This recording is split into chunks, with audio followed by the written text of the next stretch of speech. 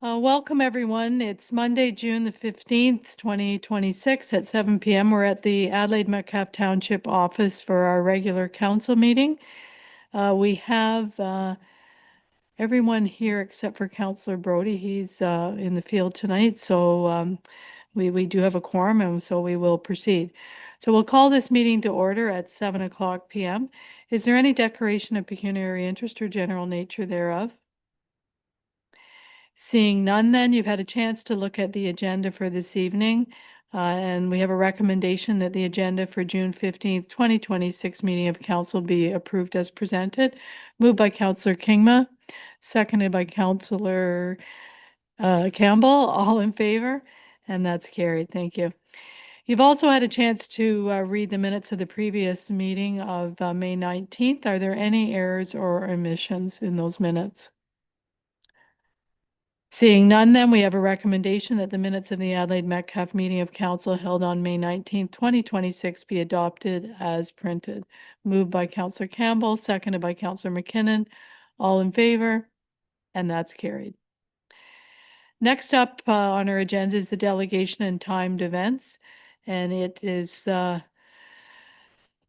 have a recommendation, that we will convene as the Committee of Adjustment at 7:01 p.m. Moved by Councillor Kingma, seconded by Councillor Campbell. All in favor? And that's carried.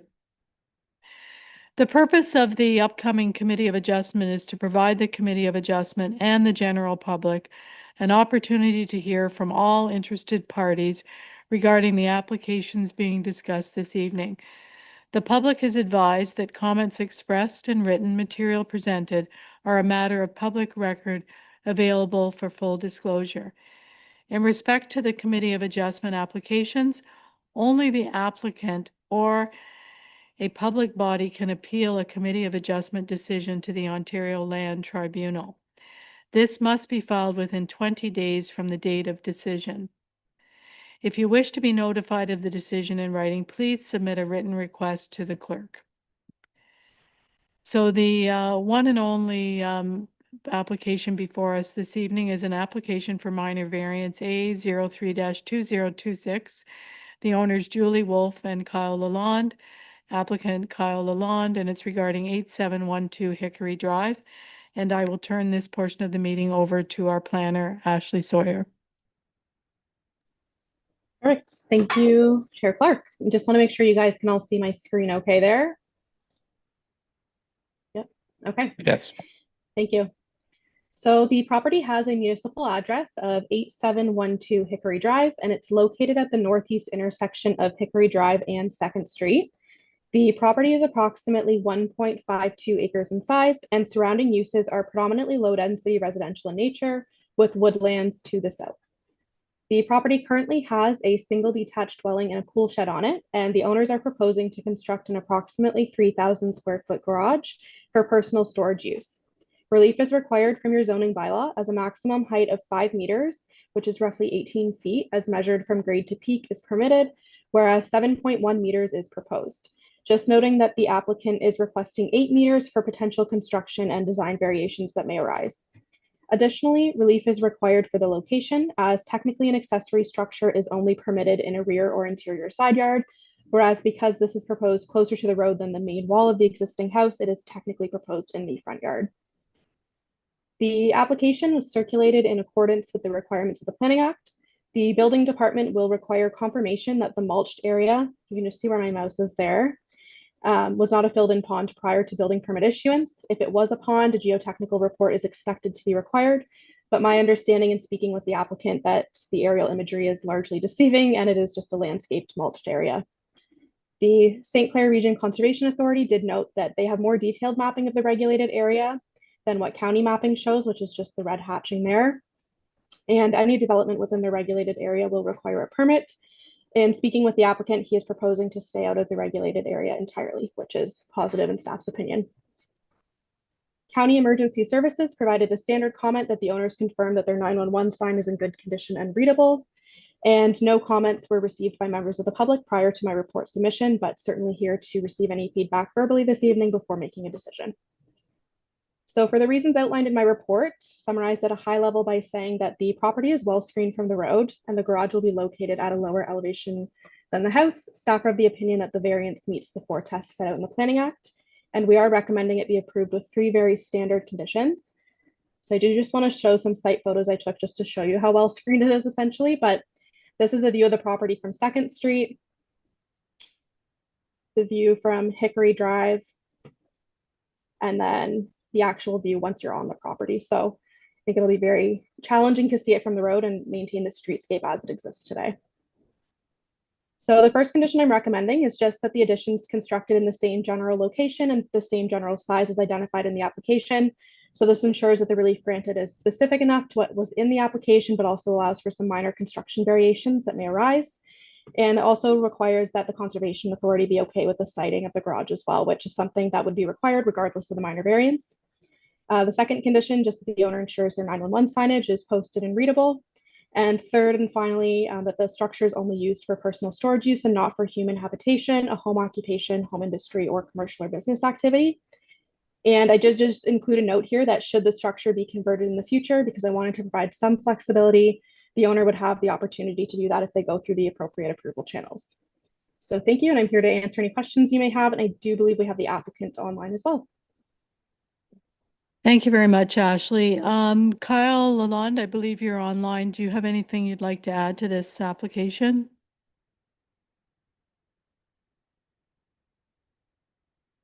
You're on mute if you do want to say anything. Take yourself off mute if you want to speak, please. There, you're off mute now. Go ahead, Kyle. Do you have anything you'd like to add to this application?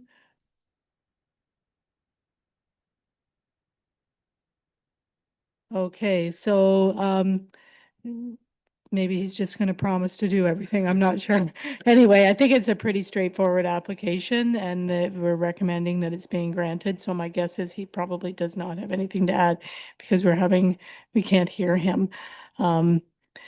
So are there any questions from council or any comments? And are there any questions from the gallery? Doesn't look like it, and we've not received any in writing. So if there's no discussion, then or any questions or comments, I'd ask that someone move the recommendation by the planner. We won't read it out, but they are the 3 conditions listed there. So if someone would like to move that, moved by Councillor Kingma, seconded by Councillor McKinnon, all in favor, and that's carried. Okay, I now need a motion to convene from our committee of adjustment and turn back into regular session at 7:08 p.m. Moved by Councillor McKinnon, seconded by Councillor Campbell, all in favor, and that's carried. All right, next up is the presentation from Middlesex County, our local council update. We have with us Paul Shipway, Middlesex County Chief Administration Officer. And before he begins, typically what happens is Paul and I, we do sort of a joint tag team thing. So it's a little awkward with me being sitting on this side of the desk tonight. So everyone's had a chance to meet Paul. If you didn't meet him prior to tonight, you've met him. And he and I thank you for the opportunity to allow someone from the county to come and speak with you. And basically, it's just to provide a brief update on some of the key initiatives that are underway at the county and how they connect to supporting local municipalities and the communities that we serve. So everything is anchored in our strategic plan, so we will start there, and I'll turn this portion over to Paul. Thank you, Madam Mayor, and also thanks for having us out here tonight. More so me than the mayor. And I think last year's the dog and pony show, so we'll try to be efficient as we get through this. I know you like to run really effective meetings. So as the mayor touched on, we did update our strategic plan, focusing on economic development, collaboration and partnerships, sustainable infrastructure, and organizational adaptability. And again, that's really just to have a guiding light of how we move forward and try to align to how we work together. together. And we really just got down to the meat and potatoes of we serve in a system of two-tier government with all of our local municipalities, and let's all work together to provide the best community outcomes we can for our communities. That's why we're really here. So if I could sum it down to one thing, that's really the goal. We also did an update to our economic development and tourism strategy. It feels like we are considering economic development and how we would deliver that for the majority of this term of council. And much like the strategic plan went down to sort of a meat and potatoes approach, it was again, let's look at this about how we operate in a two-tier system where the local municipalities deliver water and wastewater infrastructure, which is the most deterministic about how we will facilitate or not facilitate industrial and commercial development. So we really want to be an enabler and a champion of our local municipalities, and that's what the plan works to do through a number of programs. And it also transitions to a less subjective and more objective and quantifiable economic development and tourism strategy. Now, with economic development and tourism, there's always a little bit of it that you're not always going to be able to directly quantify or assign responsibility for. But when we operate in a two-tier system, we're looking at things like change in overall assessment and sort of event participation like that. So we've tried to drill down on some KPIs and how we can measure if this significant investment by county council is making a difference on that. And I think when I was here last year, we also talked about the community plan improvement support program, which is ongoing right now, the county loan program. And then I think we can give Adelaide Metcalfe a lot of credit for this, the county employment lands readiness program. Before I left to come out here this evening, I confirmed the monies have been advanced for that. So we're very excited. I think 2 days, the RFP closes, I believe. I checked on bids and tenders, if I'm not wrong. So excited for all the effort you're putting in locally and glad the county can be a very small part in helping facilitate that, but looking forward to what you'll accomplish as we move forward here. And I think that's a good sign of partnership.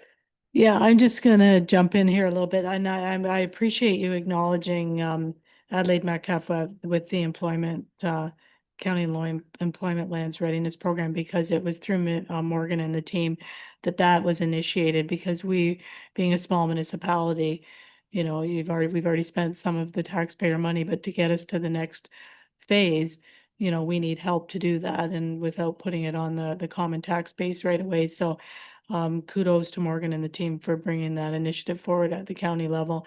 And I was happy the county ran with it. So thank you. Yeah, if I may, just building on that, I think obviously Morgan has had a long history of contributing to the shared service model within Middlesex County, and I think that was a wonderful example of it. So thank you for that. We try. Yeah, next up, I touched on this again, but the forest management plan, I had the opportunity to take a few calls out back under the trees there, and I did. And obviously we won't spend a ton of time on it. A lot of our county forests are down Southwest Middlesex way, but we're updating our 30-year forest management plan. It was out for consultation, and we're hopeful that goes back to county council for review and approval after the feedback we heard from that. Most of the feedback was about sort of hunting uses and passive uses and how those align and how we manage the forest and do harvesting to generate that revenue to sustain the forest. And then also this year we made a rather substantial application. The province put out what's called a D permit application. So when they built PowerCo, they had to clear cut a significant amount of forest. So then they put forward monies to find new forest to replace that, and to some extent. So the county made a significant application to that program, and we'll see how that shakes out. They haven't announced yet, but we're hopeful we'll be able to get some funds to further enhance and expand the county forests. Library master plan, we're really going through the process of planning for the future for the next 20 to 30 years of our services. And the library is obviously one of those ones where we need to look at growth case and how we deliver services within the community, where we'll have basics, where we'll have comprehensive branches, and where they can add additional services. And obviously we're going through a few things with some of our satellite branches with the library. So this would be a great way to plan for the future with service delivery in the community.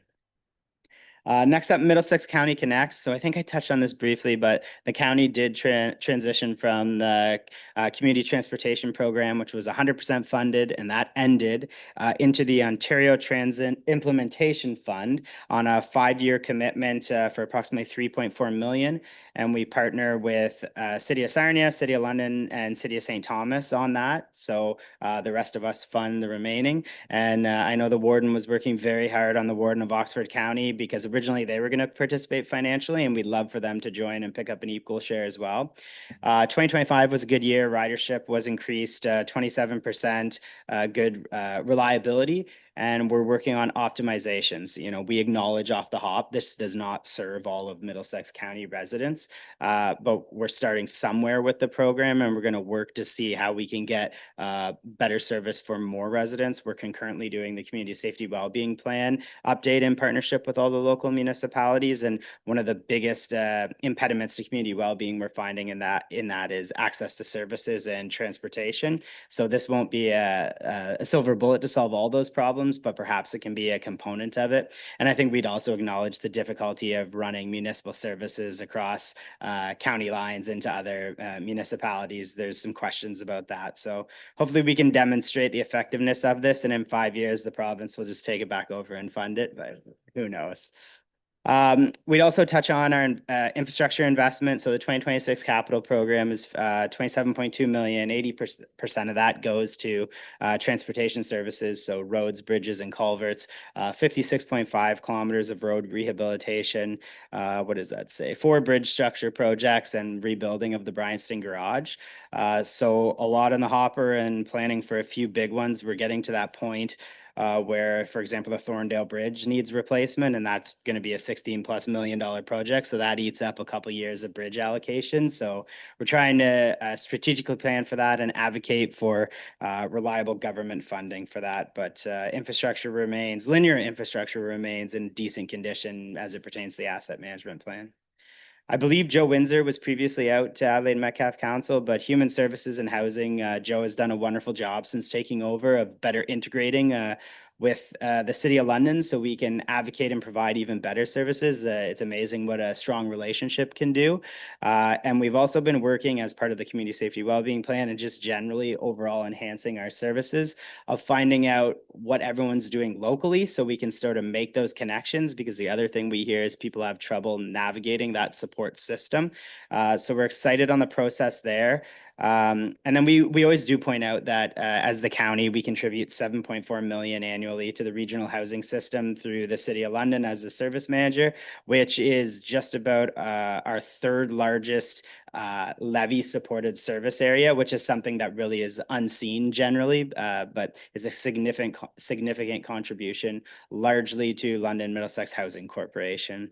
And then I think we'd also just touch on, I see Jesse's here for CIP, but we worked with Jesse and the team as the county acted in a coordinator role with the Housing Accelerator Fund project, where Middlesex Center, Strathroy Caradoc, North Middlesex, oh my goodness, I'm going to forget one, and one other municipality received substantial funding for the Housing Accelerator Fund. That's going to come back to bite me. But we're excited about that, and the team's working closely on design-ready building plans. So that's a partnership with Arnie and his team and the 2 other CBOs in trying to have some pre-designed ARU units. And that's because North Middlesex has built so many houses. The federal government actually called them and said, would you like some more money? So they were one of 32 municipalities across Canada which got that additional funding. So I think it says a lot for the growth in North Middlesex and the partnership that we have here, that North Middlesex was okay with allocating some of that funding for entire county benefits. So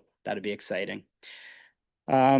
MLPS, the service continues to deliver strong and effective service. The budget's posted for next year, and I think they've done a really great job of sort of reframing what were rather substantial increases to bring that number down quite a bit. they've been recognized for their service delivery in Ontario, and continually the province reaches out to MLPS for pilot projects. We really feel with the changes in community paramedicine and the transfer of the community paramedicine portfolio from Ministry of Long-Term Care directly into Ministry of Health, which, CP is a 100% funded program, that we have a real opportunity to further enhance services out in the county through the CP program. And then we'll also be transitioning to the medical priority dispatch system. So the county was advocating to take over dispatch to allow ambulances to get to calls quicker and properly, we'll say. Sometimes they would get dispatched at a higher triage and it kind of creates a glut. But the province is working to fix that in its own way. So that's exciting. And County Council has also made significant investments in overall infrastructure of land ambulance facilities that MLPS leases back from the county. This is a rendering of 340 Waterloo. It's not quite there, but that's what it'll look like hopefully before the end of the year. And same with Trossachs. So that really leaves only one base out in Glencoe that hasn't had sort of that substantial renew on it. So we continue to invest in that with our partners in the province. I think we kind of touched on the next slide already. And again, the team here has been great to work with. I can give everyone kudos. Every staff member around the table works really effectively with us, and we appreciate it. But we continue to look at new ways how we can benefit the overall community. I think Josh and his team with procurement services, everyone's been really excited about putting everything through a central procurement. It was utilized so much that we actually are adding another procurement analyst, and we're going to move forward with pre-qualified vendor lists and sort of the next level of procurement to try to deliver value. And then we've got the staples. You know, I saw Ashley on tonight, always doing a wonderful job with planning. IT, David and the legal team have done a wonderful job. So we continue to look for those opportunities. And much like the Employment Lands Readiness Program that Adelaide Metcalfe brought forward, we seek those opportunities to enhance and renew the shared services. We're more effective when we work together. I think that tying into that is sort of a new one we're foraying into is the municipal election readiness. So Legislative Services, Marcy and the team partnered with all the local municipalities to facilitate the candidate information session. I think it was quite well attended from candidate info sessions I've been to in the past. So that doesn't say a lot for total numbers, but it was well attended, and there was more staff there. But it was good content, and that was beneficial. And obviously the joint Middlesex County Compliance Audit Committee that everyone's partnering on, I think it's just the way during an election period where the county can partner with locals to sort of offload some of the more tedious aspects of it. We're excited to see how that goes. And we're all working collaboratively on new council orientation sessions where we have common things. You know, you see with the changes to Bill 9 and the Code of Conduct, you know, instead of doing 9 different sessions on that, if we can have the IC come in and do one, it saves a lot of money and gets everyone the same message. So we're excited to see how that's going to shake out. Next, the Governance Administration Center. So I think when we were here last time, we had shown a picture of it. This picture is actually still dated now. It's almost closed in as it pertains to walls. There's a lot of glazing or glass on it, so that's starting now. But Council also approved the financing strategy for that $14.7 million project, with half funded through proceeds from the sale of 50 King and 399 Rideout, and half will do through an Infrastructure Ontario loan. And Nikki Nurse, our Director of Finance, did a wonderful financial analysis of how that'll keep some money in our investments and should provide us the best overall net return and allow us to have flexibility to respond to, I don't know, the province putting out a new DCRP program where municipalities may want to take some money out of the county loan program, but it'll keep us flexible that way. So we're excited about that. We just had our town hall with staff today, our first of many, and we're hopeful to be in for the first meeting of the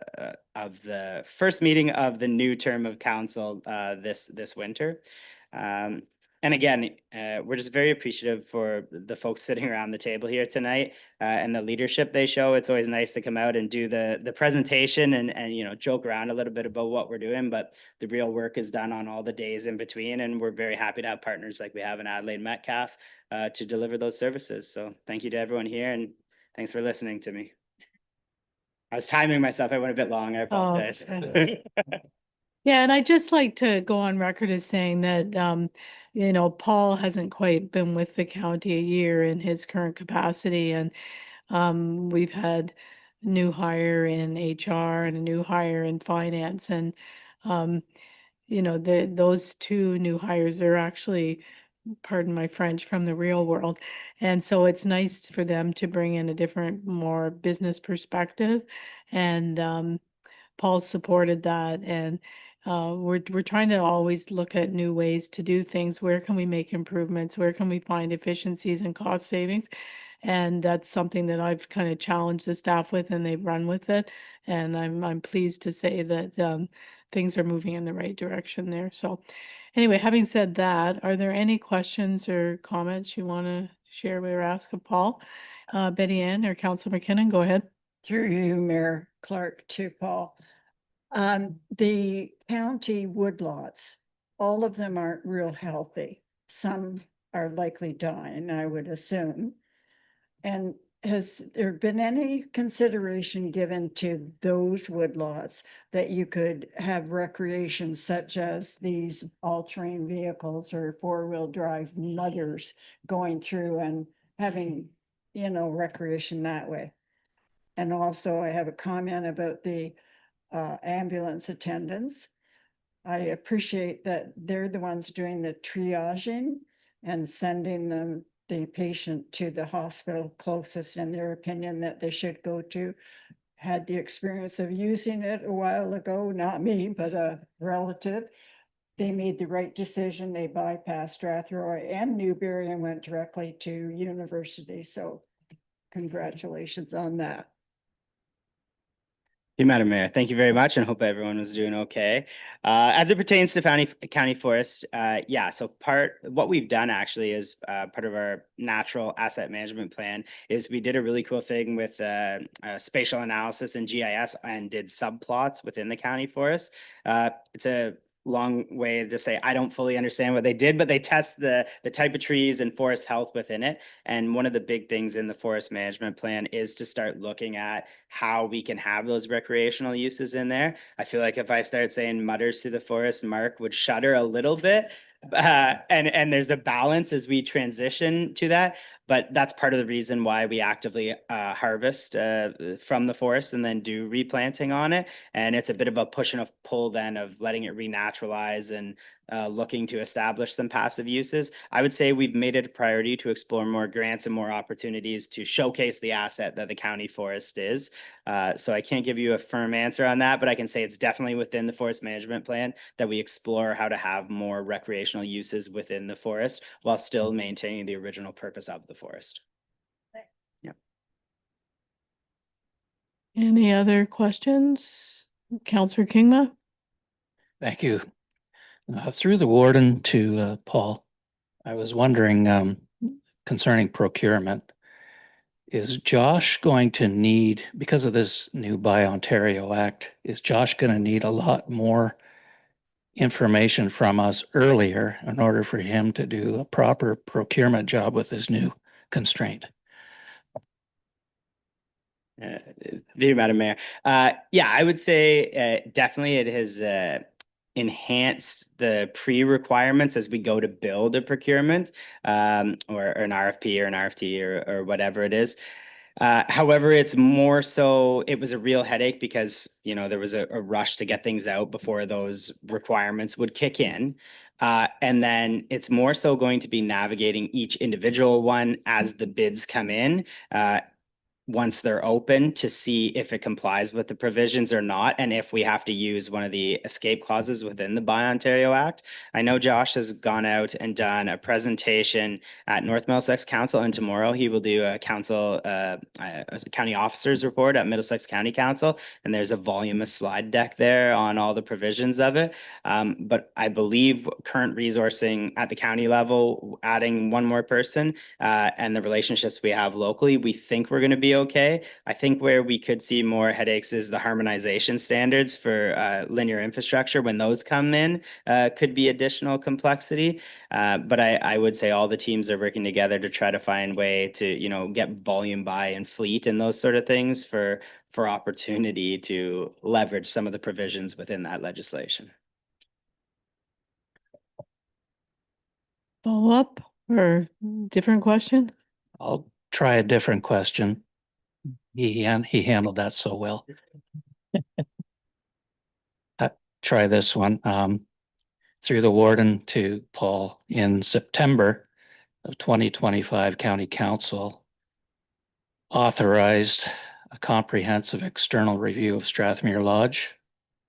Is there any update on that? Thank you, Madam Mayor. Yeah, thank you for the question. Yeah, it was absolutely, it's ongoing. And we viewed it as a comprehensive third-party review and master plan to look how we can do better going forward and sort of set that up for the future. I would say we've had a number of working sessions. The consultant's been excellent. I think next week they're sort of doing the internal draft plan with the Lodge senior leadership team. And our intent is to bring that in a final form to County Council. I want to say in August, prior to the term potentially going into lame duck, if I'm doing my dates right here. And that's the intent, that it'll come back then. It'll be forward looking, but there will also be some internal analysis of the Lodge, what we do well and what we can do better, and how we can provide better outcomes to the community. Okay, any other questions? Councillor Kingma. Thank you. Through the warden, I have another question. It's a little unrelated, but Paul, would you support the province investigating or having an inquiry, let's put it that way, as to why everything costs so much? Ambulances, fire trucks, et cetera, et cetera. Other jurisdictions have investigated the extraordinarily high inflationary pressure on these items. Would you endorse anything like that? Maybe, can you speak to, it's not part of our agenda for tomorrow, but I think they're looking at an alternative ambulance. Is that more cost effective? I think when I read the budget, or maybe that's something to add. Thank you, Madam Mayor. Just for clarity, were you talking just about ambulance or just generally everything in Ontario? It's a more general question, yes. Through Madam Mayor, I would say this: the beauty of being staff is that we carry out the policy direction of council. So if council told us that was a priority to advocate to the province to do that, we would do that to the absolute best of our ability.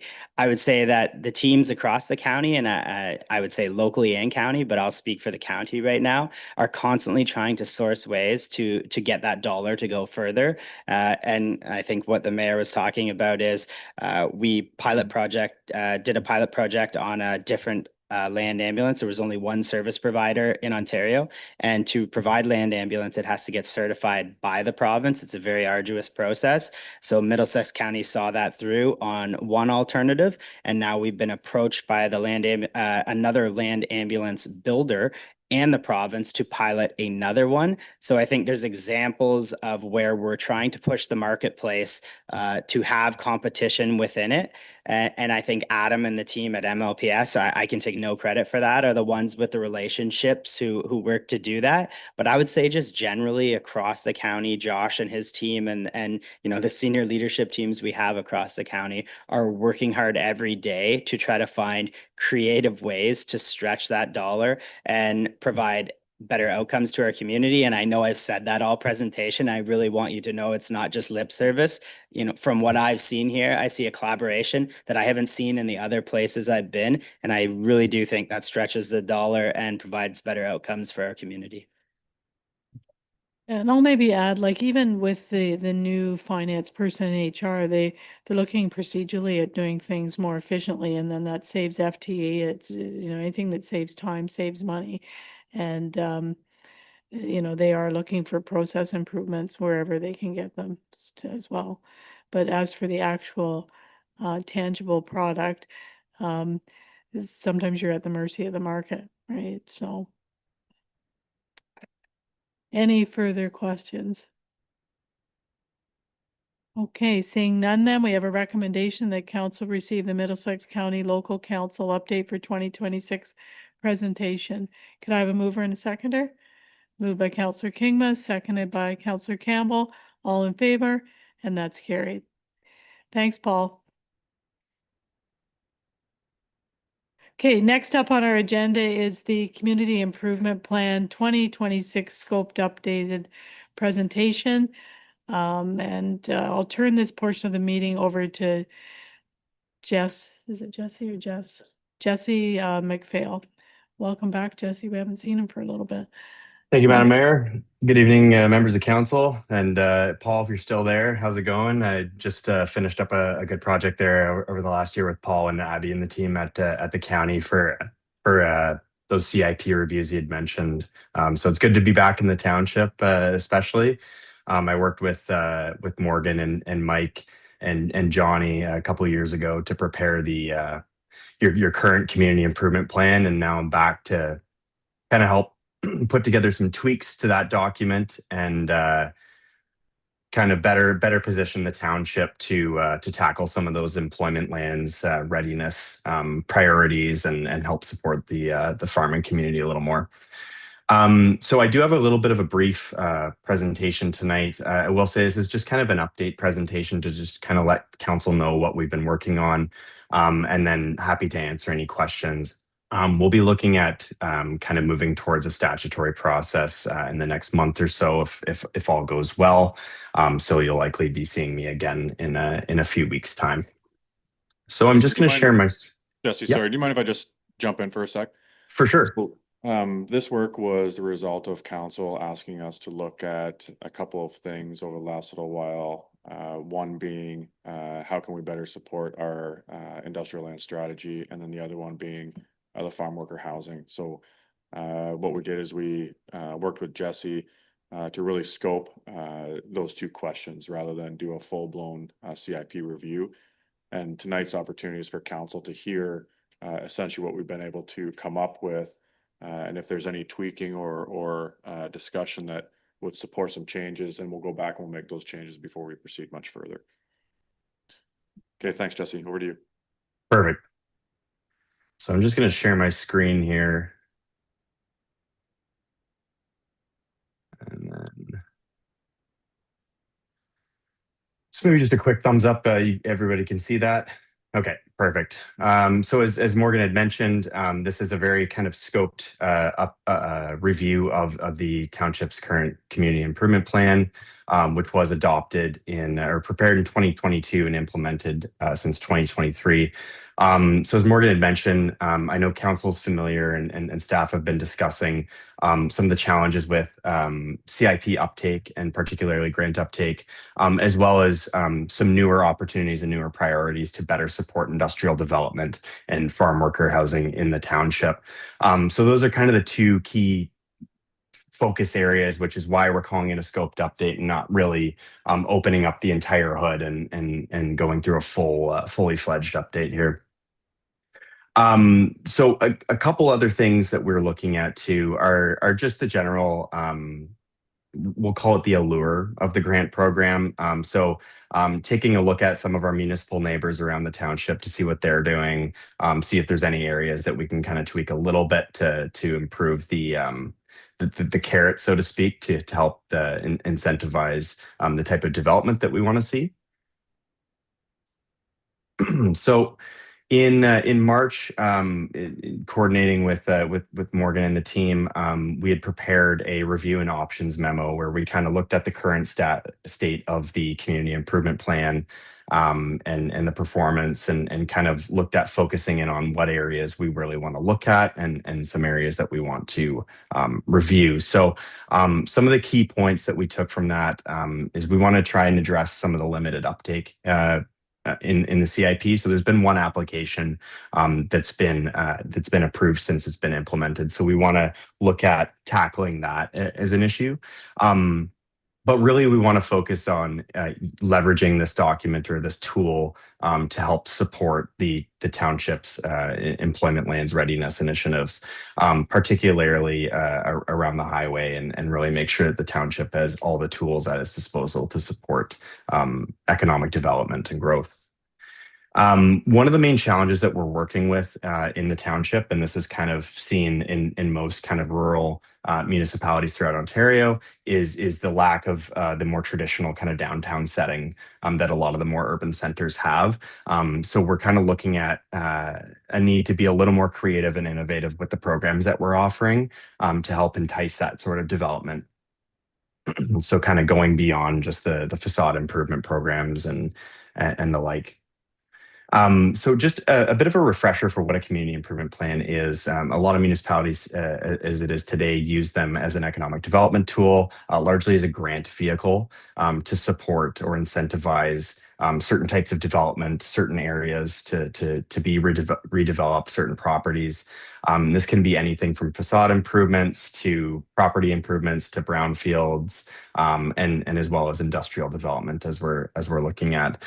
So the Planning Act and the Municipal Act allow for the municipality to provide grants and what would otherwise be considered bonusing and not permitted. The CIP allows for that to be done. So again, I did touch on the focus areas of the review, but we're really looking at industrial development and employment lands readiness. And what we mean when we talk about this is really the efforts around the Highway 402 industrial kind of land consolidation efforts that are being undertaken just north of Strathroy. We want to look at investment attraction opportunities and sort of development feasibility, really to help set up the tools in place today so that in the future, a couple of years down the road, when the township is ready to get going on those initiatives, you have some complementary incentives that could potentially be offered to help kind of ignite development. The other side of this is the agricultural sector. So as Morgan had mentioned, this is really focused on farm worker housing. So this is an issue that was raised at the start of the project, particularly with respect to the costs associated with development charges and fees associated with constructing or establishing farm worker housing to support an agricultural operation.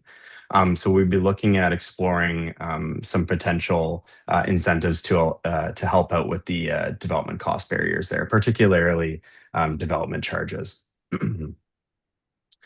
So in terms of comparative scan, we took a look at Strathroy, Caradoc, the Township of Warwick, North Middlesex, Southwest Middlesex, and the Township of Lucan Biddulph, just to kind of see where the Township of Adelaide Metcalfe sits with respect to grant amounts, the types of programs that are being offered. So one of the key takeaways was that most of the municipalities do provide a little bit higher incentives at a baseline. With the CIP, the incentives that are set are upset maximums. So it's by setting those maximums, it's not necessarily that those grants need to be provided, but it allows a little more flexibility for the municipalities to offer those. So I will say it's not always a higher grants that are being offered necessarily. Several of the municipalities do provide industrial focused programs. So particularly Strathroy, Caradoc, and Lucan Biddulph both offer industrial focused incentives to help support that type of development. Those incentives are largely focused on tax increment grants or development charge rebates because those offer a little more of the biggest bang for the buck.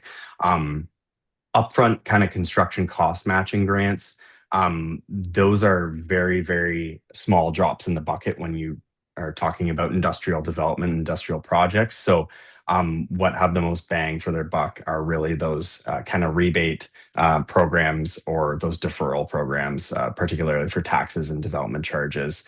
And what's great about these is that they don't necessarily need to come from the CIP's budget. They're essentially, we would call them a self-funding grant. So particularly for a tax increment grant, it's funded from the future tax revenues from a redeveloped or a developed property. So it's less of a hit on the CIP's budget and on that budget, but it still needs to be considered in terms of overall tax revenue and the defer on that. I will say that farm worker housing is largely absent across the region. And I think in most communities in Ontario, we actually talked with the ministry and they were actually not familiar with any other CIPs that offered this type of incentive. So kind of an exciting opportunity to provide sort of a leadership role in that type of incentive here at the township to support farm worker housing. I'm going to focus on two of the key recommendations that came out of the review and options memo. And these are largely aligned with the priorities that Morgan had already mentioned. So the first is the industrial programming and supporting the industrial efforts and the land consolidation that's being undertaken by the township. So we'd be looking at recommending the establishment of a new Highway 402 industrial focus area. So to allow for some programming to be established there to support those economic development initiatives in the future. And then within that area, consider some industrial focused incentive programs. So we looked at things like development charge grants, tax increment grants, planning fee rebates, those sorts of things. And Morgan and Mike and Johnny and myself have gone through those different options, different scenarios to look at, what are the risks associated with them? What are the benefits, to try and weigh the best sort of recommendation moving forward. And we really wanted to align those incentives with targeted sectors. So we don't want it to be sort of a carte blanche for this area. We want to really focus our efforts on attracting advanced manufacturing, agribusiness, logistics. This isn't necessarily a be all end all list, but it's to say that there will be some criteria there that we want to really attract some good players for those lands and for the development of those lands. So we do have a preliminary site identified. It would be kind of sandwiched in between Egremont Drive and Highway 402 and flanked on the the west side by Center Road. So this is just north of the Molnar Industrial Park in Strathroy. And the other recommendations that came out of the review and options memo were to introduce a farm worker housing support program. So this we would recommend focusing on development charge grant relief or matching grants to offset some of the costs that are associated with those. And so that can add up for the establishment of those housing types. And some of the other ones that are more general to the CIP would be looking at increasing grant ceilings for existing programs. So I believe most, if not all, of the current grants have a maximum amount of $5,000. And to reflect kind of the cost realities of development and construction and economic conditions right now, we want to make sure that the township is able to offer higher grant amounts if it's feasible for the township to do so, rather than having to go back in a year or two's time to go back and revise the CIP because a great project came in. We also recommend continuing to build the CIP's reserve funds, as well as Mr. Shipway had mentioned some of the partnership opportunities with the land readiness, as well as the county's community improvement plan support program. So the county's formally supporting CIPs through that funding program. So we had a pre-consultation with Carafin at the county earlier this year to talk about opportunities to kind of tap into that for this mandate. So we're happy to say that it looks like the industrial program would really sort of align with those efforts, as well as the farm worker housing. So there may be some potential to partner with the county on that. So in terms of next steps, really tonight is to kind of present council with some of the options that we've been looking at and kind of get council thinking about confirming some of those recommended changes in the direction for those. We will be preparing draft CIP amendments in coordination with Morgan and the team over the next couple of weeks. And then we'll be looking at going through the statutory approval process in July, which consists of a public meeting and a council adoption process. So ideally, we'd be looking at kind of launching updated CIP programming as early as kind of late summer, early fall, depending on, how quickly council is looking to get started on that, or kind of holding off until the 2027 year. So with that said, a bit of a brief overview. I know it's a lot of information kind of off the hop, but happy to answer any questions if there are any, and speak further to anything if there's interest. Thank you, Jesse. Are there any questions? That's quite a comprehensive report. Are there any questions for him? Councillor Campbell, go ahead. Through you, Mayor. Jesse, I'm curious, you did talk about the fact that lots of municipalities had more substantial grants. you know, whether you have a dollar amount or not in mind, but is there like how low are we right now compared to the rest? What would put us more median? Yeah, I can actually, that's a great question through Madam Chair. I can I've got the report up here. So it kind of differs from municipality to municipality, and you do need to remember that context is important. So a grant amount that's appropriate for one municipality may be reflective of the population, the economic tax base, the the revenues that they're pulling in, as well as the geographic kind of conditions there. But if we're looking at kind of comparing like apples to apples kind of grant amounts, just to kind of throw out a few here. So just in terms of a facade improvement program in Strathroy, they offer anywhere from 16,000 to 20,000 for that. They offer a percentage amount relief from development charges for industrial development, which is based in a review criteria. Warwick, I believe they have some in terms of their facade and site beautification and kind of their structural improvement grants.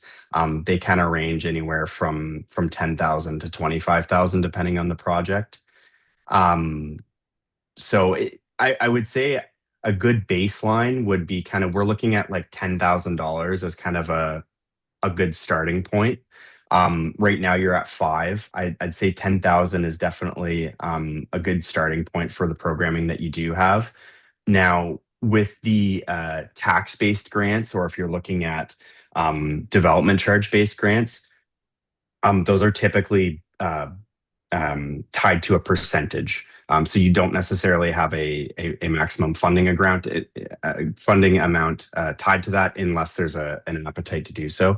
Usually with DCs you would, just so that it doesn't get kind of out of control. But with a tax increment grant, it would be 80% of the tax increment or what have you. To answer the question, I guess long way of saying, I would say around 10,000 would be a good starting point, but they kind of range depending on the municipality.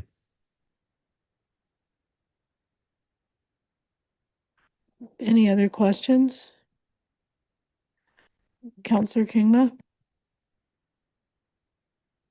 Thank you. I've had occasion to think about this, of course, and I am a big proponent of those tax increment grants. I think that's reasonable and actually an expectation in developers' minds as to what should be available.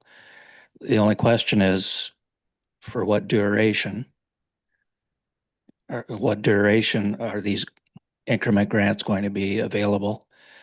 Is there any guidance on that? Very good question. Through the chair.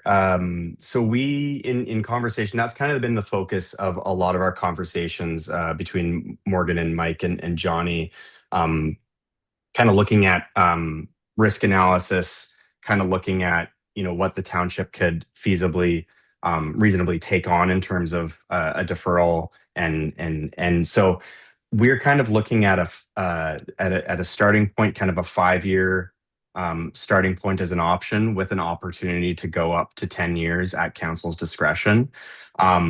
Certainly, we're still open to discussion, and I'm going to be going back and forth with staff just to make sure that we're comfortable with what we're bringing forward. But it's looking like kind of a 5-year to kind of start as a baseline for that industrial program. And then if you have an exceptional project that kind of ticks a couple boxes and you're really looking to entice a really great project, there's an opportunity for flexibility in there for the township to say, hey, we'd like to extend that, if it's 8 years, if it's 10 years, and that's typically on a sliding scale. So you would establish a starting point from year one, and then the grant would decrease and the tax revenue from the property would increase. I think it would be useful to see the scenarios in a graphic form of presentation to see what the financial impact would be. I think we can definitely arrange to prepare that as part of when we come back to council. I think that'd be a good just a hypothetical scenario, kind of looking at what that looks like. Yes, thanks. Morgan? Yeah, just to jump in, tonight we were really just trying to test the larger concepts of the programs that we're proposing to bring forward. Future information would support exactly the scenarios, get into the details, because Jesse, we were talking about what a smaller versus a larger project might look like. You know, the tax implications of a TIG in a smaller, larger scenario. To Councillor Campbell's point, we bring back more information about those upset limits, essentially doubling our 5,000 to 10,000 and going from there. Yeah, but I think from like just getting a pulse on what council feels of where we're at, I think but just sort of by the nodding around the room that this hits the mark. Would you say, Councillor Campbell? Go ahead. Yeah, if I can through you, Mayor, I think having the development charge rebates through the farm worker housing is definitely something to continue to go down. I know we talk about the industrial side a lot, but we need to focus on that too. Just knowing how we do that, knowing that there could also be down the road other, multi-unit buildings built, and would they qualify or not for development rebates, and how do we work through those classes would be, or if we want to include them, I don't know, but it's one of those to be mindful of, I think, but still push forward with that. That's good input. Councillor Kingma, go ahead. Yeah, this is exactly what Councillor Campbell said is I'd like to piggyback off that. What if our DCs, can they be rebated on an existing agricultural building that's being converted to housing, right? We need to answer that. And yeah, and we also need some municipal inspections. I guess that's a harsh way to put it, but we need to verify that the establishment that's being created is actually for the purpose that the grant is intended. That's good input. Anything further? Any other takeaways for Jesse? Okay, seeing none, then we have a recommendation that council receive the Community Improvement Plan 2026 scoped updated presentation. Could I have a mover and a seconder? Moved by Councillor Campbell, seconded by Councillor Kingma. All in favor? And that's carried. Thank you, Jesse, and we look forward to next steps. Thank you, Madam Mayor. Good evening. Good evening, rather, members of council. Good night, good evening, whatever you want. It's all good. Take care, everyone. Have a good night. Thank you. Bye. Okay, next up on our agenda is our consent agenda. Is there anything in there anyone would like pulled or removed from there? Seeing none, then we have a recommendation that items 7A through 7K listed under the heading of consent agenda for the June 15th, 2026 meeting of a council be adopted as recommended. Moved by Councillor Kingma, seconded by Councillor McKinnon. All in favor? Then that's carried. Thank you. Okay, next up, we have a lot of requests for support of resolutions. So the first one is from the City of Kitchener. They are asking for us to support a resolution regarding the Heritage Helping Housing Building Grant. A resolution from the City of Richmond regarding integrated living and participation model for adults with developmental disabilities. A request to support a resolution from the Municipality of Calvin, a request for provincial review of current value assessment. Councillor McKinnon. I'd like to support that. Okay. Seconded by Councillor Kingma. All in favor? And that's carried. Let's see. Next up, we have a request from the Municipality of Morris Turnberry to support a resolution on the Conservation Authority consolidation and future funding. Councillor Kingma, go ahead. I support this one. I think the CAs can find efficiencies amongst themselves without having a top-down hack and slash approach from the province. And municipalities are the ones that fund these. The province hardly funds them at all. So I'd like to see a more bottom-up approach to dealing with efficiencies. That not the letter regarding the defer the start date of February the 1st, or have I mixed that one up? It didn't speak to that? Okay, all right. Okay, so we've got that on the floor. Councillor King moves that we support that resolution, seconded by Councillor McKinnon. All in favor? And that's carried. Next up, we have from the municipality of Red Lake, a request to support a resolution regarding the funding of police service or detachment boards.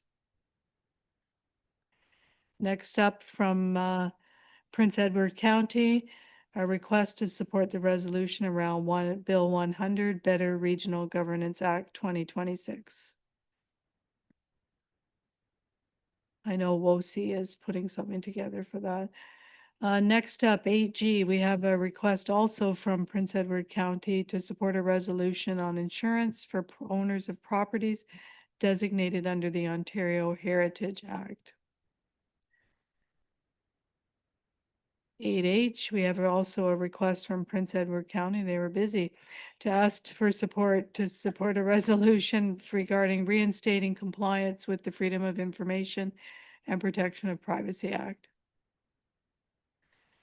A request again from Prince Edward County to support a resolution for sustainable funding for public health units.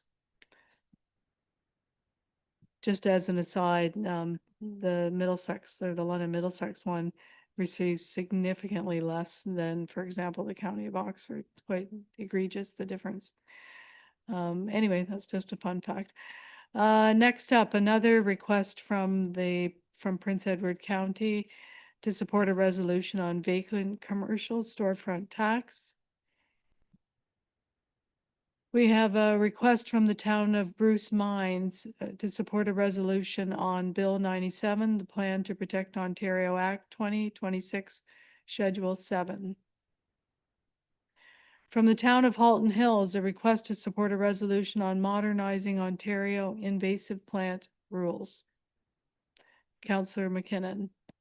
I'd like to support that. We all see what Phragmites has done to Ontario, to the ditches and the wetlands. So I would like to.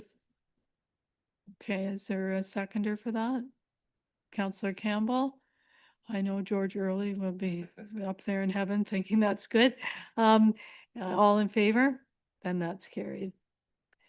Okay, next up from the town of Halton Hills, a request to support a resolution to review the provincial municipal fiscal framework. A request from the town of Iroquois Falls to support a resolution on Ontario firefighter certification requirements. A request from the town of Plimpton, Wyoming to support a resolution for sustainable provincial grant funding for fire services in Ontario. Councillor Campbell? If I can speak to this, I think it's one where, as wonderful as Johnny and the team is at finding grants wherever possible, if we could get some funding for some of those projects with the fire department stably, that would be beneficial for everybody. So I would move to support that. Okay, I agree. Is there a seconder? Seconded by Betty Ann. All in favor? And that's carried. Next up, from the town of South Bruce Peninsula, a request to support a resolution affirming outdoor education as essential. And a request to support a resolution for the township of Stone Mills, a letter of opposition regarding changes to FIPA, which was brought up a little higher up there. Okay, so could I have, we have a recommendation that council receive and file correspondence items A, B, E, F, G, H, I, J, K, M, N, sorry, I'm just not O, P and Q. Moved by Councillor Campbell, seconded by Councillor Kingma, all in favor, and that's carried. I actually had the ones that we pulled written down, so it's all good. Okay, next up on our agenda are the staff reports. And Wayne, I know, has been patiently waiting online. Thank you for that. We'll turn this portion of the meeting over to him to discuss our first quarter 2026 building activity summary report. So Wayne, welcome to the meeting, and I'll turn it over to you now. Thank you, Mayor. Can you hear me? Yes, we can. Perfect. I'm here to present the first quarter of the 2026 building report. The first quarter has been slightly lower in comparison to the first quarter of 2025. In the first quarter of 2026, there was no new dwellings created, and the construction value came in a total of about 1.3 million. This compares to one dwelling last year in the first quarter with a total construction value roughly about 3.4 million in the first quarter of 2025. Information pertaining to the first quarter building permit activity is outlined in tables 1 and 2. Table 1 is basically permit information where we break down what permits we've had in the first quarter. And table 2 is a summary of the fees and construction values. And I'm here for any questions if anyone has any. Thank you, Wayne. It's pretty succinct report. Are there any questions? We'd like to see a little more growth, but anyway, it is what it is, a sign of the times, right? And people are being a little more conservative in their construction patterns. Any comments, questions? Okay.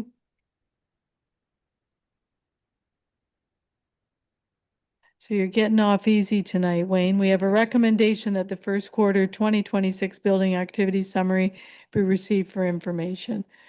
Moved by Councillor Campbell, seconded by Councillor Kingma. All in favor? And that's carried. Thank you. We have a recommendation. Thanks, Wayne. We'll let you, I guess you can't watch the Stanley Cup. There's no basketball. I guess maybe you're left to soccer for tonight. So have a good night. Thanks for coming out. Thank you. All right, next up is our closed session. We have a recommendation that council adjourn to closed session at 8:06 p.m. pursuant to section 2392 of the Municipal Act 2001 as amended to discuss the following matters: a position plan, procedure, criteria, or instruction to be applied to any negotiations carried on or to be carried on by or on behalf of the municipality or local board. So this is regarding the servicing agreement between Strathroy Caradoc and Adelaide Metcalfe. Could I have a mover and a seconder? Moved by Councillor McKinnon, seconded by Councillor Kingma. All in favor? And that's carried. We'll now go into closed.